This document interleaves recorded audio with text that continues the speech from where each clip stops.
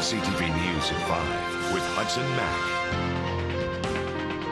The University of Victoria is going to go back to the public looking for your input again on its proposal for a parkade for its new multi-use Sportsplex. UVic's first attempt, you'll recall, to get that project approved turned into something of a public relations disaster. People living in the area were not happy with the lack of public consultation and the concern they had about the appearance of the parkade. Saanich Council turned the proposal down as a result and told UVic to come back and do a better job next time. An outside consultant hired by the university has told UVic it needs a detailed community consultation plan and must be willing to amend its plans for the facility and the parkade. UVic says it has adopted the consultant's recommendations. It hopes to have a proposal to resubmit to Saanich Council in June. If you have a child enrolled in the Saanich School District, get ready to pick them up 15 minutes earlier.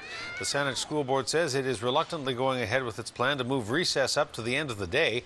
The new pickup times begin on April 2nd. The Saanich Board says the move is expected to ease the strain on managers and other senior staff who have been supervising playgrounds since teachers began their Work to Rule campaign at the start of the school year in September. The idea of shifting the recess to the end of the day was met with stiff opposition from parents. 101 of 104 parents asked about it by the board disagreed with the decision. Well, this is a bad week for BC Ferries after a report from the Ferry Commissioner into the future of the system earlier this week. A warning today from a major bond rating agency about BC Ferries' credit. Dominion Bond Rating Services says the recent review of the Coastal Ferry Act has the potential of eroding BC Ferries' autonomy.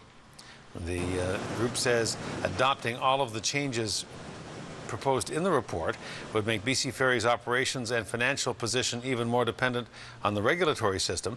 The bond rating service says that a potentially lower return on equity could weaken BC Ferries' credit profile and reduce its financial flexibility. The provincial government has not said if it will adopt the Ferry Commissioner's recommendations, which include a greater focus on affordability, higher government subsidies, and greater oversight.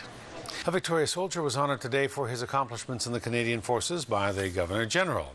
Colonel David Edward Barr was one of 7 to receive a Medal of Military Valor in a ceremony at Rideau Hall in Ottawa today. From 2007 to 2009, Colonel Barr served as the Chief of Staff and Deputy Commander of Joint Task Force Games.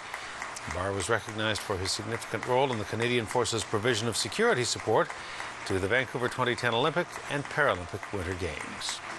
Well, the United Way of Greater Victoria has wrapped up its celebration of its fundraising total, and although it has fallen short, wants to thank you for your donations. Before I present the awards, though, I'd like to thank the United Way campaign has brought in $5.9 million and still counting. The total was announced in front of a large crowd at the conference center last night.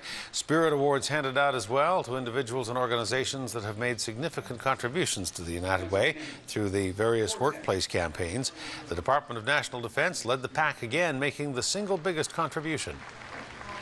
The community goes through a lot of effort to make us feel welcome when we're posted in, and to keep the community spirit alive when we're deployed individually or with the ships, and make sure the families are looked after. So giving back to the community and contributing to the advancement and the security of the community is important to us too. The money that's been raised from this year's campaign, it will go out to all the community partners and fund the over 100 programs that are out there that support everywhere from children who need books to clothes to good food to people living in poverty to the seniors in our community. And although the contributions have fallen short this year so far, the United Way reminds you that you can contribute all year long. There are reports tonight that former NHLer and Bear Mountain developer Len Barry has been forced out of his multi-million-dollar mountaintop home. Resorts say Barry was asked to leave his property atop Bear Mountain by January 16th, but did not. So HSBC took possession of the home, which is listed on the MLS system for $14 million. Barry has been given 24 hours to vacate the property. We showed you last week that the Bellagio luxurious resort and casino in Las Vegas has filed a suit in BC Supreme Court against Barry, claiming that he owes more than $2 million in credit which was granted in the casino. Barry says the amount that is owed is in dispute. Well, the Coast Guard is marking a milestone. The fleet that serves to protect our shores is celebrating its 50th anniversary this year. Thank you. And what better way to celebrate a Golden Jubilee than with a slice of cake for everyone? The festivities were followed with the Minister of Fisheries honoring the thousands of brave men and women who serve on sea and on shore. Currently, the Coast Guard has about 4,500 employees, a fleet of 116 vessels and 22 helicopters across the country. The federal government promises it will continue to invest in Canada's waters, and there'll be new equipment coming for the Coast Guard soon for Vancouver Island.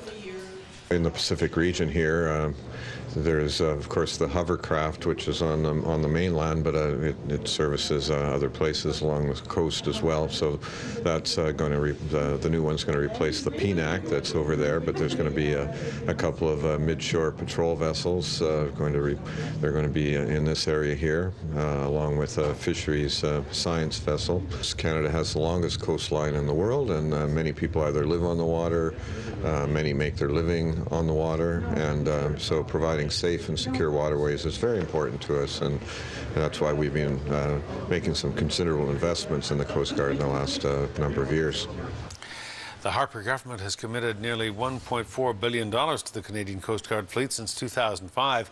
And as part of the National Shipbuilding Procurement Strategy, the release of those shipbuilding contracts, some of which came west, the Coast Guard will also be receiving new offshore fisheries science vessels, an oceanographic vessel, and a new polar ice icebreaker, some of which will be built on Vancouver Island. The Canadian Forces is honoring its long-standing partnership with Canadian Blood Services, rolling up its sleeves. Members of CFB Esquimalt were donating blood today after a plaque presentation from the blood agency in Saanich. CFB Esquimalt's an active member of the Partners for Life program. In 2011, CFB Esquimalt donated more than 400 units of blood. The Blood Services Agency says it appreciates help from all of the men and women who donate. Those partnerships are incredibly important to us.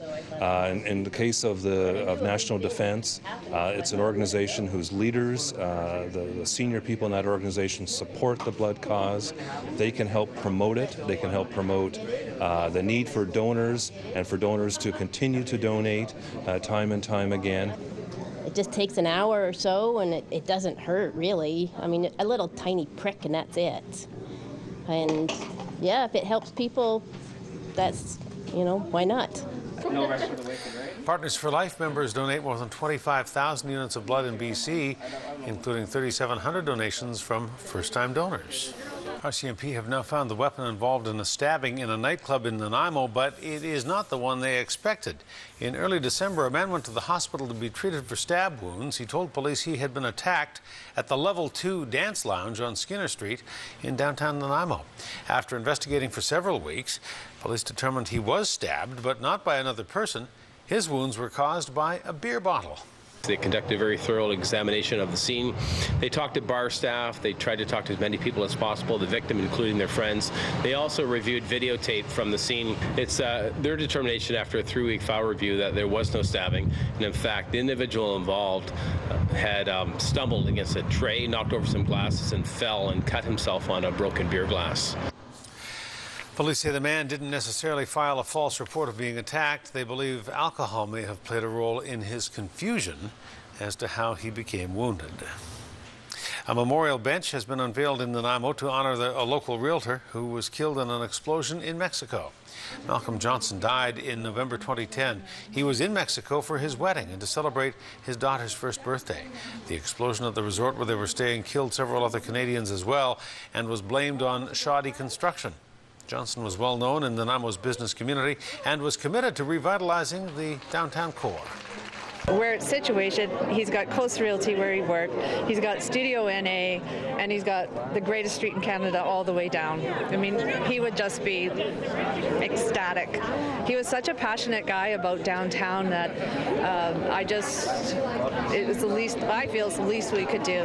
And Heather's now here, works at Coast Realty, his wife, and so it's so awesome. Malcolm's wife, Heather, returned from their wedding to discover that she was pregnant with the couple's second child. Today, Malcolm's 2 kids were able to sit on the bench, named for their dad, while their mother thanked the crowd. The loss of Malcolm is not only felt in the hearts and the lives of his family and friends and co-workers, but right here in downtown Nanaimo. Thank you for honoring Malcolm in this way, because in turn you honor us and our families. We are very grateful. Criminal charges were laid in the blast that killed Malcolm, but they were later thrown out by a Mexican judge. Well, business is booming at the Port of Nanaimo as well, and the head of the Port Authority says that's good news for the island's entire economy. The port is calling 2011 an exceptional year. Nanaimo's $25 million cruise ship berth was completed last year, along with a welcoming center for visitors. But tourism is just one part of the business in the port. Shipping business is also picking up. We're very pleased with them. It was a really good year for us in 2011. We had over 200% more cargo volume handled through the Port of Nanaimo in 2011 versus 2010. And the majority of that cargo was dimensional lumber and logs. So it's really